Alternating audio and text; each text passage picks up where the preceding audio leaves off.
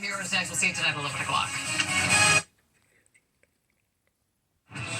Tonight, breaking news, RFK Jr. and the fireworks on Capitol Hill. The HHS secretary grilled by Republicans and Democrats over his moves already on vaccines. The confusion, they say, for parents across this country. And they say the danger for their children. I would say effectively we're denying people vaccine. Senator Cantwell. You're wrong. Tonight, the fiery exchanges will go live to the Hill. Also tonight, an American among the dead. The horrific streetcar accident, losing control. The video now tonight. The screams at a popular tourist destination. The death toll now rising, and we're on the scene. Tonight, the fires and smoke alerts across multiple states as we come on the air. The major fire burning near Yosemite, destroying an historic town. Tonight, growing in size. And the tropics, the threat to the west, and the potential threat to the east coast of the U.S., what Lee Goldberg is tracking already. The passenger plane, the turnaround to Houston, the cabin filling with smoke. Tonight, the woman who police say gave a hand signal that she was in trouble, and then the police takedown of the suspect. Tonight, news on the 8-year-old boy attacked by a shark and what we did not know. The Good Samaritan helping with tourniquets. It made a difference. Fashion legend Giorgio Armani has died. The legendary Italian designer called the godfather of Italian fashion. Tonight, from Julia Roberts to Richard Gere, Sophia Loren to Beyonce. What he overcame to build a multi-billion-dollar empire. Tonight, the new image of former President Biden, a large scar seen across the top of his head, and what we've now learned. And this evening, our correspondent taking you to Salzburg, Austria. The Americans who traveled all that way to mark the 60th anniversary of The Sound of Music.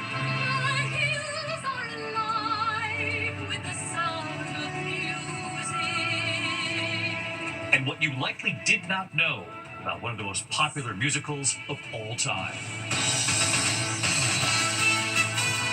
From ABC News World Headquarters in New York, this is World News Tonight with David Muir. Good evening, and we begin tonight here with a brutal hearing on Capitol Hill. Health and Human Services Secretary Robert F. Kennedy Jr. under fire from both parties over his highly controversial vaccine policies, his changes already, and the firing of the CDC director, and the chaos inside the CDC. RFK Jr. was grilled for nearly 3 hours about vaccines and the turmoil, including his firing of the CDC director, who'd been on the job for less than a month. Tonight, a growing number of lawmakers and medical groups accusing Kennedy of putting American lives at risk, some calling for him to resign. ABC's Jay O'Brien leading us off on the Hill tonight. Tonight, Health and Human Services Secretary Robert F. Kennedy Jr. angrily defending himself as frustrated senators from both parties demanded answers on whether he's trying to limit Americans' access to vaccines and firing top health officials who stand in his way. Just last week, Kennedy ousting CDC Chief Dr. Susan Menarez less than a month after swearing her in. Other top CDC officials resigning in protest. These changes were absolutely necessary adjustments to restore the agency to its role as the world's gold standard public health agency. Today, Dr. Menarez writing in the Wall Street Journal that she was fired for refusing Kennedy's, quote, troubling directive that she rubber-stamped the as-of-yet unwritten recommendations of a vaccine advisory panel filled with people who have publicly expressed anti-vaccine rhetoric. Kennedy saying she's lying. I told her that she had to resign because I asked her, are you a trustworthy person? And she said no. So if you had an employee... So you're saying she's lying? Yes. Every conversation I had with her, there were witnesses. And let me get this straight. This is the same person that less than a month earlier, you stood next to her and described her as unimpeachable. And in a month, she became a liar? Kennedy, a longtime vaccine skeptic, repeatedly pressed on the COVID vaccine. The FDA now only approving it for seniors and adults and children with underlying conditions. No longer recommending it for everyone like the flu shot. Do you accept the fact that 1 million Americans died from COVID? I don't know how many died. Do you think the vaccine did anything to prevent additional deaths? Again, I would like to see the data and talk about the data. You have had this job for 8 months, and you don't know the data about whether the vaccine saved lives? Two Republican senators, both doctors, who voted to confirm Kennedy, now sounding the alarm. I support vaccines. I'm a doctor. John Barrasso of Wyoming. I've grown deeply concerned. The public has seen measles outbreaks, Leadership at the National Institute of Health questioning the use of mRNA vaccines. The recently confirmed director of Centers for Disease Control and Prevention fired. Americans don't know who to rely on. Republican Senator Bill Cassidy of Louisiana going even further, saying the FDA is now effectively denying Americans vaccines. The senator reading a letter he received from a doctor. We're all confused and concerned about who can get the COVID vaccine. Pharmacists are requiring a prescription now, even for patients over 65, creating a huge headache. I submit these for the record. Without objection. I would say effectively we're denying people vaccine. Senator Cantwell. You're wrong. It's very confusing. But today, Americans we spoke with say they're at a loss. I'm totally confused what I'm allowed to have and what I'm not allowed to have in terms of injections. I have no idea. We should be trusted to make our own decisions. And in Dallas, Texas, Jeremy Hayes, a father of two, says that confusion is making us less safe. We do know that when we do not vaccinate, there is harm. And it's common sense. It's medical science. And after the hearing, those Republican senators, Bill Cassidy and John Barrasso, refusing to say they still have confidence in Secretary Kennedy. Do you still have confidence in him, Senator? His ability to lead HHS? Do you have confidence in him, Senator? Is there a reason you're not answering? What the President of the United States is doing, and I will not second it. An extraordinary hearing, David. In total, 3 Republican senators openly questioning whether Robert F. Kennedy Jr. is the right person to oversee public health in this country. But just months ago, those same 3 Republicans all voted to confirm him. David. Jay O'Brien live up on the Hill for us. Jay, thanks. We have learned tonight an American is now among the dead after that horrific streetcar accident, barreling out of control, the death toll now rising, and tonight the video here. You can hear the screams and the 3-year-old boy pulled out of the wreckage alive. ABC's Tom Sufi-Burge on the scene in Lisbon, Portugal tonight. Tonight, terrifying new video of that horrific streetcar disaster in Portugal. One American amongst at least 16 people killed. Screams of horror from inside a second streetcar just downhill from the car that derailed and slammed into a building. Russia Abdo on board with her husband and 3-year-old son. Just going up and some seconds, and then we felt no brakes. The cable car was going down with acceleration. Russia says they were tossed out of their seats and heard a terrifying sound. That doomed streetcar thundering towards them. You could hear the cable car at the top of the hill just flying down towards you. Yes. So we thought it's going to hit us. My husband jumped from the window. I gave him my son, and I was about to jump when they told me, don't jump, it already crashed. People seen climbing out of windows, smoke filling the alleyway, bystanders rushing in, searching for survivors, in videos posted on social media. It was blurry, full of dust. We couldn't see anything. Officials saying a 3-year-old German boy was pulled out alive, along with his badly injured mother. But tragically, that boy's father did not survive. So far, authorities have not identified the American killed. These videos from just last year showing how that streetcar normally carried passengers up and down that scenic hill. Tonight, investigators trying to figure out how this happened. David, heavy machinery now working at the scene of the tragedy to remove some of the wreckage. We're expecting the results of a preliminary investigation in the morning, David. Tom Sufi-Burge in Lisbon for us. Tom, thank you. Back here in the U.S. tonight into the fires and smoke alerts now across multiple states as we're on the air. We're also watching the tropics tonight, potential threats to the East Coast and the West Coast. Lee Goldberg is here, and ABC's Trevor Ault traveling to the fire zone. Tonight, the massive wildfire burning west of Yosemite since Tuesday is now more than 21 square miles and still out of control. Overnight, CAL FIRE reporting one of the hundreds of firefighters working the TCU September Lightning Complex fire was hurt when a fire engine rolled over. Pete Tomeno and his wife grabbed what they could and fled the flames Tuesday. By the time we got onto the road, the neighbors behind me and next to me were on fire. To watch it come over the ridge the way it did and as fast as it did, that is absolute fear. Their home is thankfully still standing, but so many in the historic town of Chinese Camp lost everything. This is one of so many historical sites here that had stood for more than 100 years, and look at the inside, absolutely gutted by the 6.5 fire.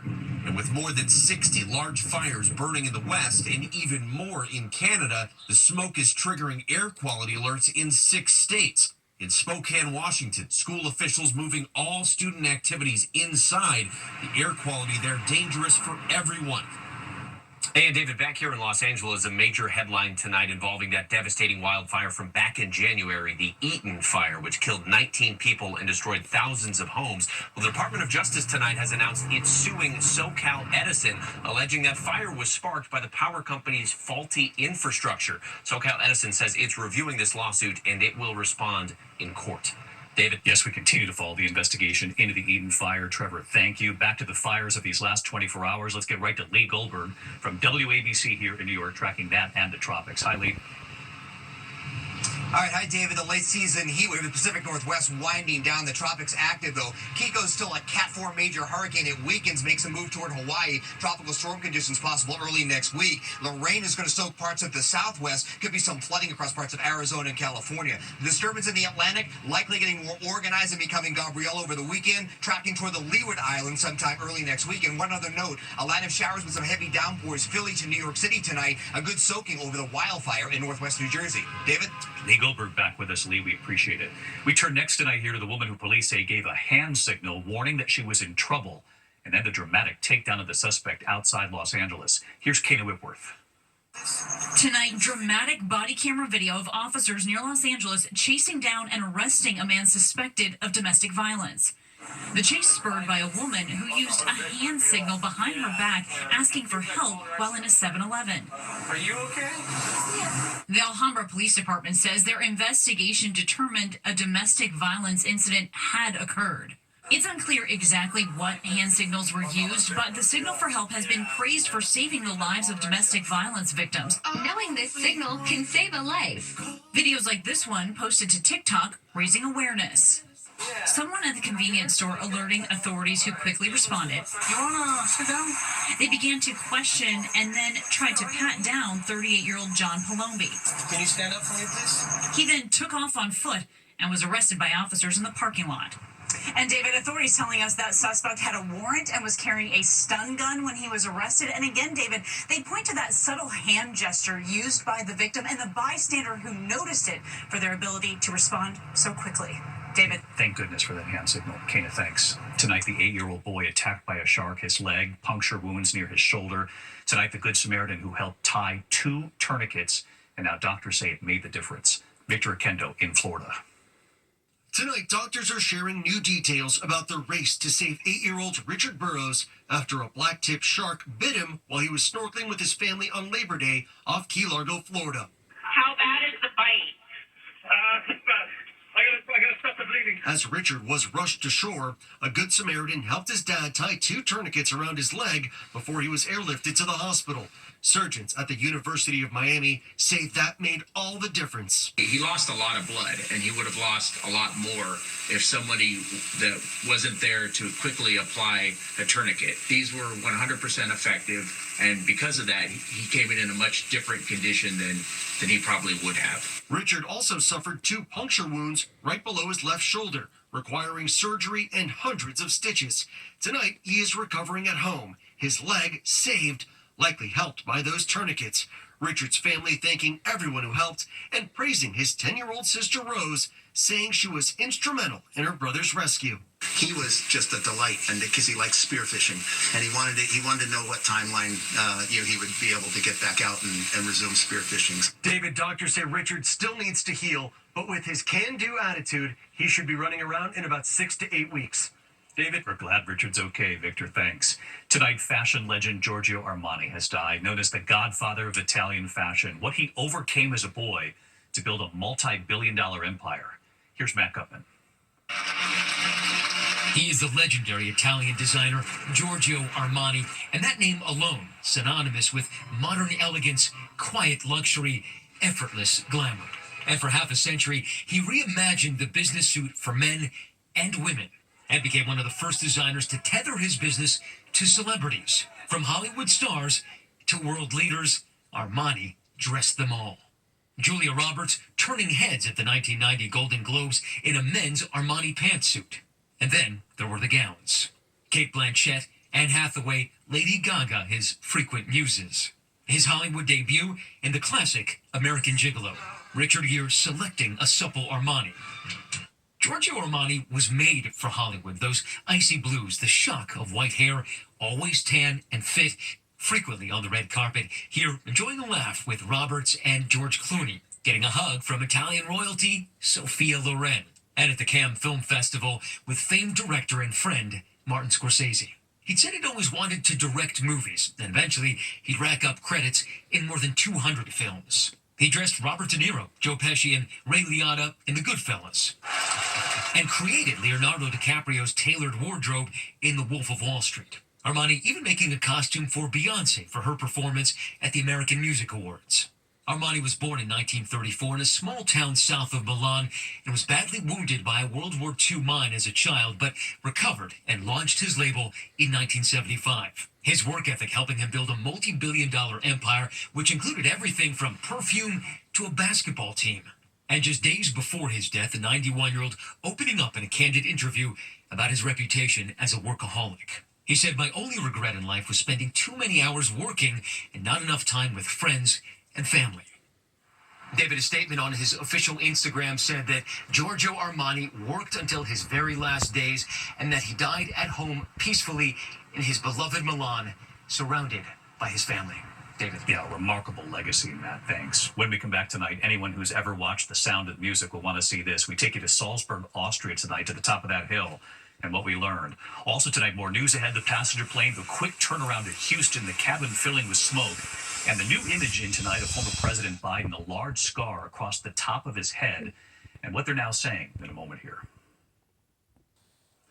Tonight, the new concern for former President Biden after a new image of the 82-year-old with a large scar on his head. President Biden's office tonight saying he recently underwent Mohs surgery for skin cancer. In May, of course, he announced he'd been diagnosed with an aggressive form of prostate cancer. We wish him well. When we come back here tonight, the passenger plane forced to land in Houston. They declared an emergency. And then The Sound of Music, the major milestone tonight, will take you to the top of that hill in Salzburg, what we learned. To the index tonight, a scare for passengers on a United flight. The plane with 49 people on board returning to Houston shortly after takeoff. The crew reporting electrical issues and smoke in the cabin. That plane landed safely. These images from Citizen app. The FAA is investigating tonight.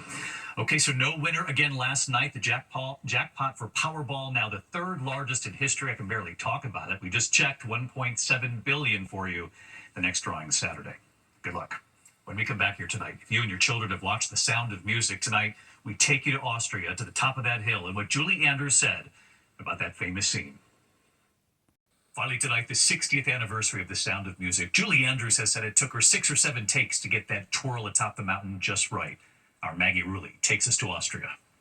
Girls in white dresses with blue satin sashes. It was an instant hit when it premiered in 1965. The Sound of Music. These are a few of my favorite things. Winning 5 Oscars, including Best Picture.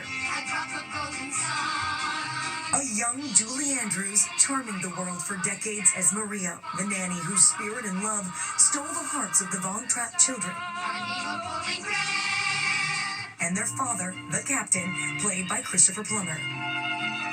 60 years later, generations of fans are still captivated, making the pilgrimage to Salzburg, and we're right there with them,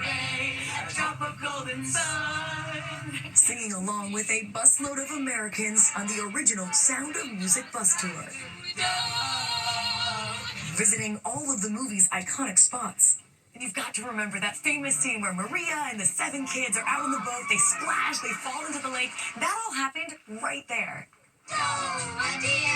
The Do Re Mi fountain is where we meet Mike and Barb, traveling for their 47th wedding anniversary. So he said, this is all for you today. It's just a timeless classic. You can't put a date on it. It just resonates with everybody. But of course, there's still one more moment that we had to recreate for ourselves. The hills are alive with the sound of music, and I'll sing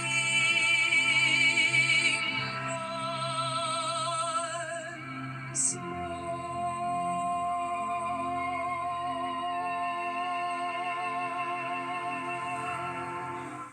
60 years later and still magical. I'll see you tomorrow. Good night.